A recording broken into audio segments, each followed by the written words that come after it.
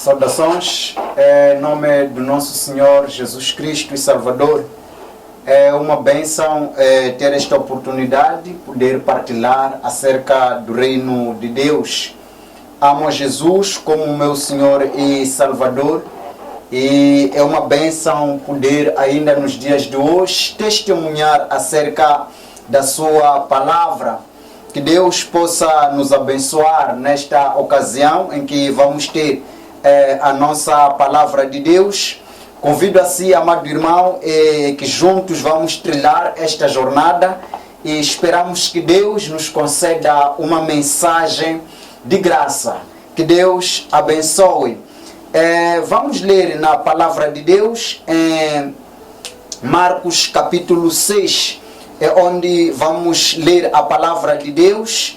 Marcos capítulo 6, onde vamos juntos meditar em alguns versículos aqui. Esperamos que Deus nos abençoe. Marcos capítulo 6, versículo 45, onde vamos ler a palavra de Deus. Em alguns minutos esperamos que Deus fale conosco através da sua palavra. Marcos capítulo 6, versículo 45. Passo a ler a mensagem de Deus.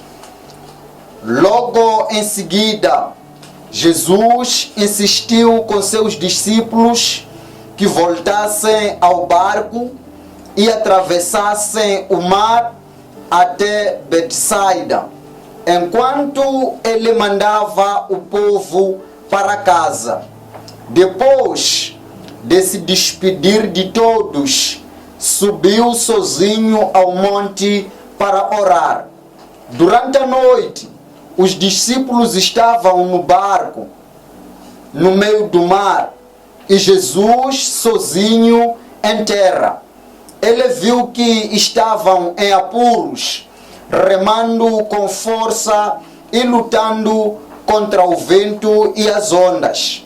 Por volta das 3 da madrugada, Jesus foi até eles caminhando sobre o mar. Sua intenção era passar por eles, mas quando o avistaram caminhando sobre as águas, gritaram de pavor, pensando que fosse um fantasma. Ficaram todos aterrorizados ao vê-lo. Imediatamente, porém, Jesus lhes disse: não tenham medo, coragem, sou eu. Em seguida, subiu no barco e o vento parou. Os discípulos ficaram admirados, pois ainda não tinham entendido o milagre dos pães. O coração deles estava endurecido. Esta é a palavra de Deus. Pai amado, nosso Senhor, nosso Deus fiel, cheio de misericórdia. Meu Deus, viemos em Tua presença nesta noite, queremos nos humilhar, queremos reconhecer, meu Deus, a nossa pequenez. Acabamos de ler a Sua palavra, não há capacidade, não há inteligência para poder a interpretar. Meu Deus, dependemos completamente de Ti. Nos ajude, Pai Santo, enquanto ministrar a Sua palavra. Toque meus lábios, ó Deus, faça de mim um instrumento para que a Sua mensagem alcance corações. A Sua palavra é suficiente, é poderosa. Ela é capaz de curar feridas emocionais, é capaz de mostrar o caminho para que, Senhor, o servo de Deus seja completamente imbuído pela mensagem que vivifica o Espírito. Sê conosco, porque nós te pedimos humildemente, em nome de Jesus. Amém.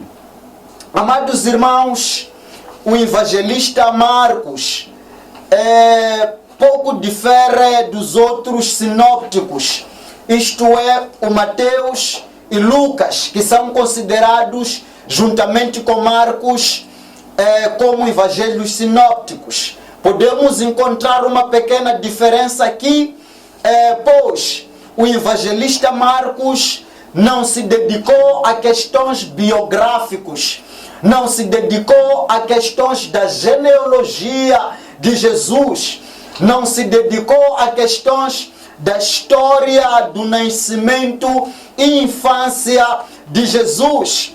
Mas o que mais importa, o que mais importou ao Marcos foi testificar e responder à questão que pairava naquele momento. A questão era, afinal de contas, quem é Jesus? Então Marcos se dedica a responder essa questão de, afinal de contas, quem é Jesus? Esta era a questão que pairava naquela comunidade. De alguma forma, ele tem como audiência, podemos considerar no momento o Império Romano, as pessoas que viviam no Império Romano, a comunidade gentílica como sua audiência. Mas a questão de quem é Jesus não preocupava somente a comunidade gentílica, mas também os judeus estavam nessa interrogação de procurar a resposta de quem é Jesus. E Marcos responde esta questão logo no início do seu evangelho, no capítulo 1, versículo 1, ele diz: este é o evangelho de Jesus Cristo, Filho de Deus. Então, logo no início do seu evangelho, ele responde esta questão de, afinal de contas, quem é Jesus? Ele diz: Jesus é o Filho de Deus, logo no capítulo 1. E ele apresenta Jesus como o Cristo, o Messias. E ele mostra que Cristo é o sinal da vinda do reino de Deus. Também Marcos dedica mais espaços aos atos do que aos discursos de Jesus. Se prestarmos atenção no Evangelho de São Marcos, podemos conotar que ele não está muito preocupado por aquilo que Jesus falava, por aquilo que Jesus discursava. Diferentemente dos outros evangelhos, o Mateus e Lucas, eles podem se importar pelo falar, pelo discurso de Jesus. Mas Marcos se dedica, dá mais espaço àquilo que são atitudes, àquilo que são atividades de Cristo. Amados irmãos, onde nós acabamos de ler, no capítulo 6, queremos meditar no tema que diz o perigo de andar sem Jesus. Este será o nosso tema, o perigo de andar sem Jesus. Queridos irmãos, logo no início, onde nós acabamos de ler, no versículo 45, o escritor diz: logo em seguida. A pergunta seria: o que é que vem antes para ele dizer logo em seguida? O que é que aconteceu antes? A Bíblia nos mostra que no versículo 30 acontece a primeira multiplicação dos pães. Então, depois desta multiplicação dos pães, chega aqui o versículo 45, onde ele diz: logo em seguida, Jesus insistiu com seus discípulos que voltassem ao barco e atravessassem o mar até Betsaida, enquanto ele mandava o povo para casa. Queiram, queridos irmãos, voltarmos um pouco para o contexto deste texto. O que acontece é, Jesus, depois de ensinar as multidões, eles saem e vão e chegam numa comunidade. Naquele local, o povo seguiu a Cristo porque estava sedento para aprender alguma lição. Já sendo tarde, os discípulos pedem que Jesus mandasse embora as multidões. Mas Jesus disse: não, eles não precisam ir, vocês podem alimentá-los. E alguma coisa muito interessante na multiplicação dos pães: Jesus ensina e depois alimenta essas multidões. Queira acreditar comigo que possivelmente os discípulos já estavam cansados de tanto trabalhar, já estavam cansados de tanto se envolver na missão de Cristo. Por isso, quando chega aqui, Jesus ordena que, queridos irmãos, vão, podem prosseguir, podem pegar o barco e atravessarem para Betsaida. Olha, os discípulos possivelmente questionaram: mestre, como é que nós temos que avançar sem a tua presença? Como é que nós temos que avançar sem o Senhor nos acompanhar? Será que a missão já terminou? Será que nós estaremos sozinhos? É agora que o mestre vai nos abandonar? Mas neste contexto, queridos irmãos, na versão internacional também fala da mesma mensagem. Diz que Jesus obrigou os discípulos a avançarem e ele ficar com as multidões. A Bíblia diz que ele mandava o povo para casa. O mesmo povo que os discípulos disseram de Jesus: mande embora este povo porque já está tarde. E ele disse: não, mande embora, alimente-os. Mas agora ele manda os discípulos avançarem e ele fica com o povo enquanto os manda para casa. E onde nós acabamos de ler, queridos irmãos, depois de se despedir de todos, subiu sozinho ao monte para orar. Há uma coisa muito interessante: no meio dos 12 discípulos, a maioria ou alguns tinham técnicas da pesca, conheciam efetivamente o mar.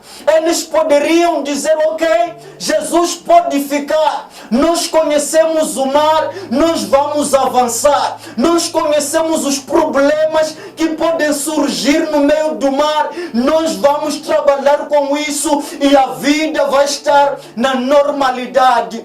E Jesus sobe ao monte para orar.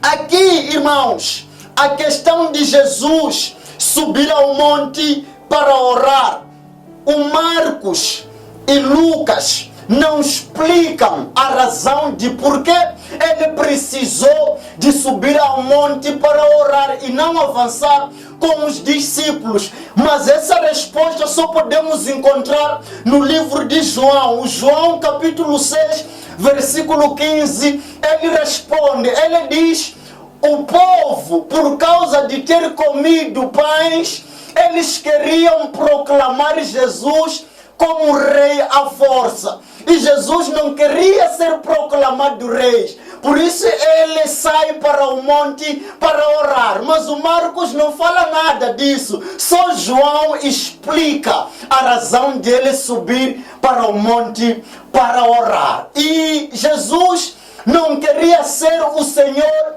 de pães, não queria ser o Senhor que somente alimenta, mas ele quer ser o Senhor da nossa vida por completo. E depois, quando ele sobe para orar, a Bíblia diz que durante a noite os discípulos estavam no barco, no meio do mar, e Jesus sozinho em terra. Possivelmente depois de orar, Jesus desceu e quando chega naquele local já não tinha barco, não tinha nada para o ajudar a atravessar até Betsaida. Ele estava sozinho, quer seja o povo assim como os discípulos. O povo foi mandado para casa, os discípulos atravessaram para Betsaida, possivelmente por causa de cansaço, e também ele já estava à noite, eles também já estavam com necessidade de descansar. Então Jesus está sozinho,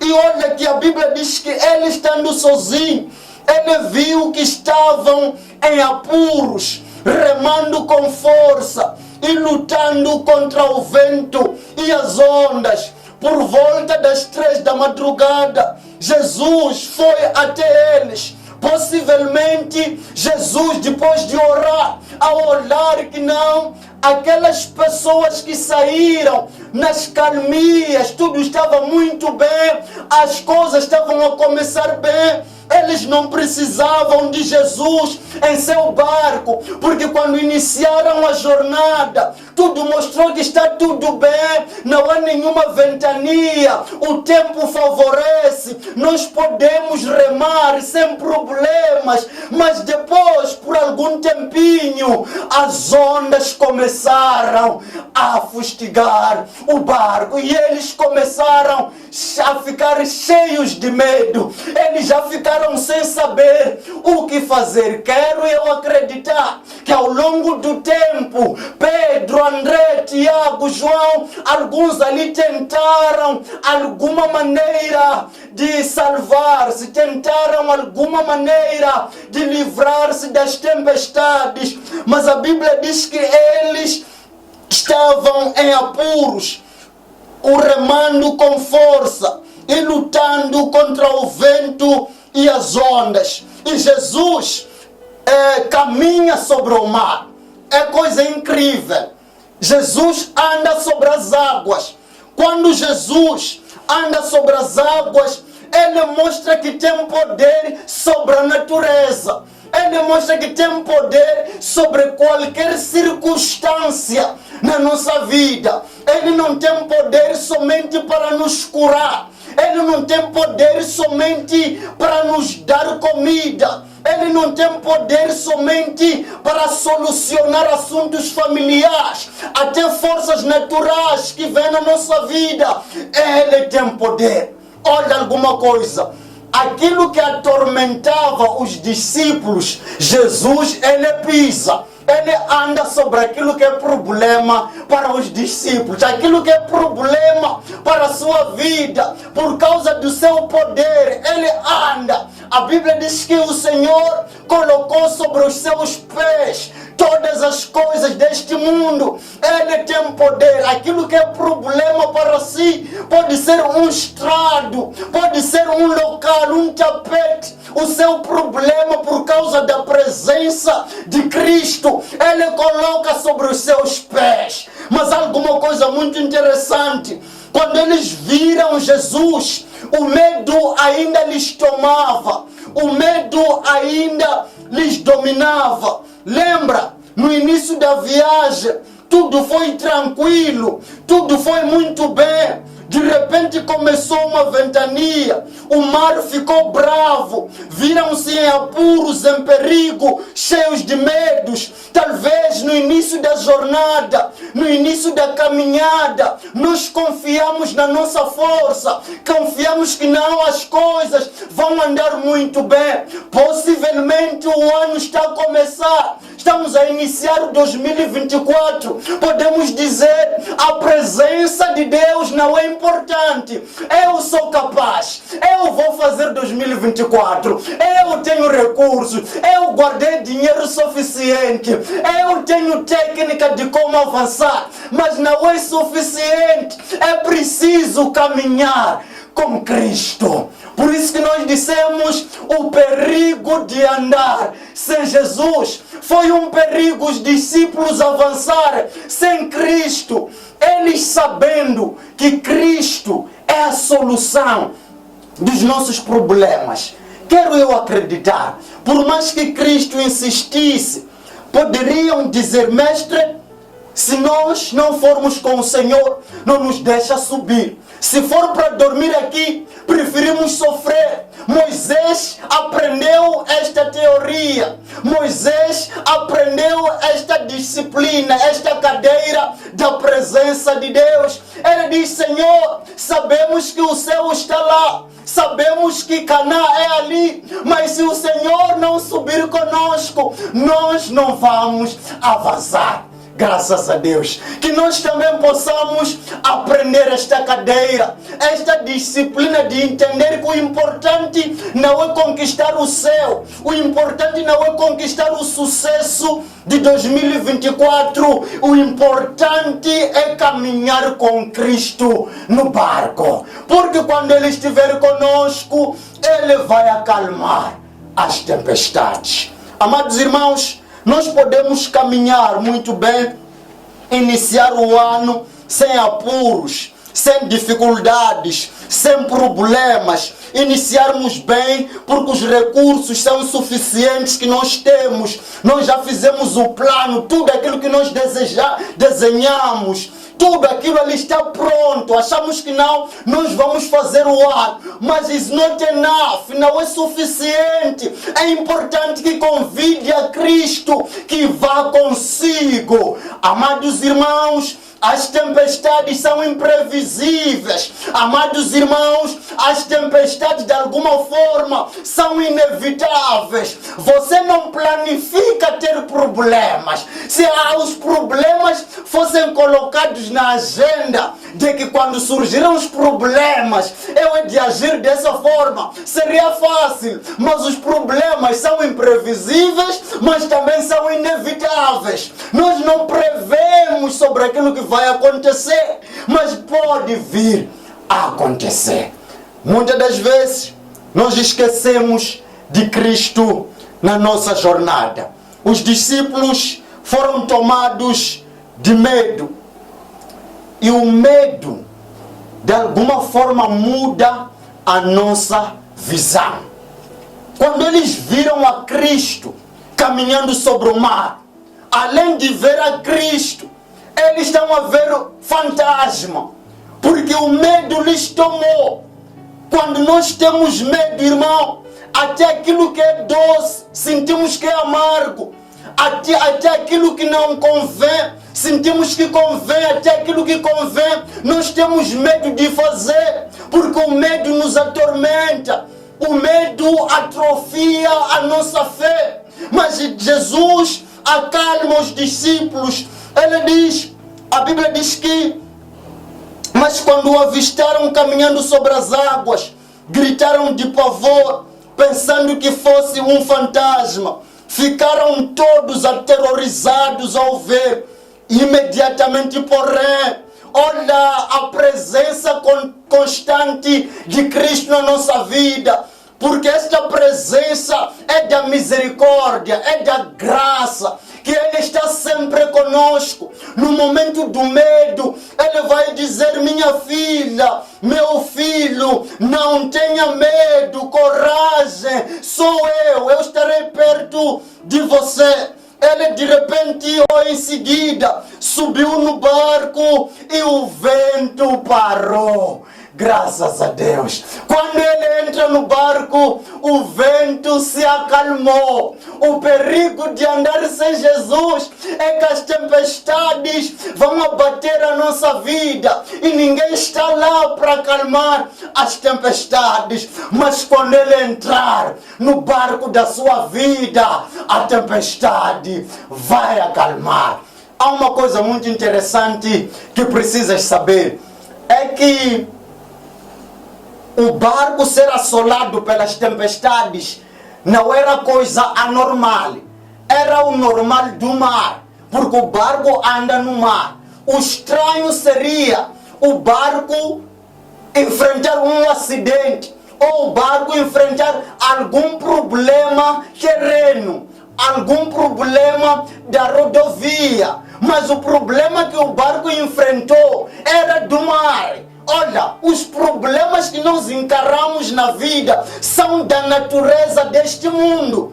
Os problemas que nós vamos encarar ao longo do ano fazem parte da jornada da vida. Não estamos isentos desses problemas, mas a questão é, quem está conosco na caminhada? Será que nós levamos a Cristo? Senhor, vá comigo, eu não quero te deixar. Se for para subir ao monte orar, eu vou consigo. Se for para esperar aqui, eu espero consigo. Não tenha medo, coragem. O vento vai se acalmar quando nós levarmos a Cristo para a jornada do ano 2024. O sucesso do ano não está somente nos planos que nós fazemos, não está somente nos sonhos que nós fazemos, porque as águas podem afundar isso quando Cristo não está conosco. Quando Ele entrou, o vento se acalmou. A viagem com Jesus é segura. A viagem com Jesus é vitoriosa. A viagem com Jesus acalma o espírito. A viagem com Jesus ajuda-nos a enfrentar o medo. A viagem com Jesus ajuda-nos a enfrentar os problemas da vida. Leve Cristo, carrega Cristo, carregue a Deus, inicie o ano com Jesus. As tempestades existirão, mas com Cristo tudo vai muito bem. Com Cristo no barco tudo vai muito bem. Com Cristo na família tudo vai muito bem. Com Cristo na faculdade tudo vai muito bem. Com Cristo no trabalho tudo vai muito bem. Na ausência do Cristo as acusações são enormes. Nós temos o hábito de lançar a culpa pelo nosso fracasso, mas quando levar a Cristo, a vitória será maior. Por mais que fracassemos ao longo do ano, Ele estará perto de nós, dizer: minha filha, meu filho, não tenha medo, eu estou com você. Que Deus nos abençoe, que Deus nos ajude, que nos lembre da importância de andar com Cristo, o perigo de andar sem Jesus, o perigo de caminhar sem a presença de Deus. Há muito perigo quando nós andamos sem Cristo. Parecemos ovelhas descarradas, parecemos ovelhas sem pastor. Leve a Cristo, larga tudo, pega Ele como presença constante. Ele vai iluminar o ano, Ele vai iluminar o seu caminho. Nas situações em que as águas vão te atormentar, o medo vai te atormentar. Uau, não vou te dar a promessa de que não. Me dá promessa, pastor. O ano será um ano de sucesso. Eu gostaria de dizer isso, de que o ano será de sucesso. Será um ano de glória, em que todos vão comprar Mark X, vamos meter na lata do lixo, Vitz. Não, eu gostaria de dizer, mas eu tenho uma notícia. As tempestades existirão, mas com Cristo no barco, tudo vai muito bem. Não vão faltar, existirão. Haverão dias em que vamos dormir sem comer, mas com Cristo no barco, tudo vai muito bem. Que Deus abençoe, que Deus nos conceda graça, que Ele seja indispensável na jornada do ano. E que Ele te dê graça, te ajude. Estarei orando consigo no nome de Jesus. Pai Santo, damos-te graças. Obrigado pelo seu amor, obrigado pela sua fidelidade. Obrigado porque o Senhor é Deus da promessa. Meu Deus, nós acreditamos que com o Senhor é possível acalmar as tempestades.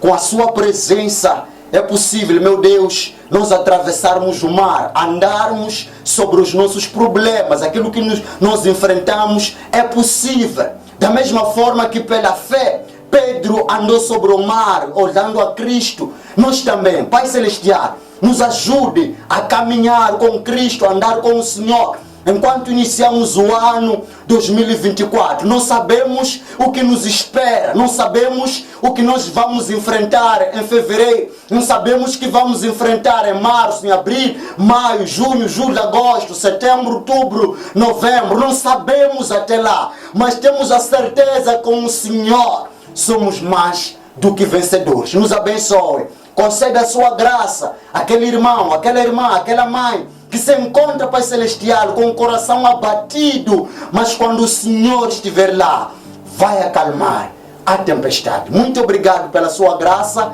Entregamos esta palavra nas tuas mãos. Continue trabalhando no nosso espírito para que o seu nome seja glorificado. Em nome de Jesus. Amém.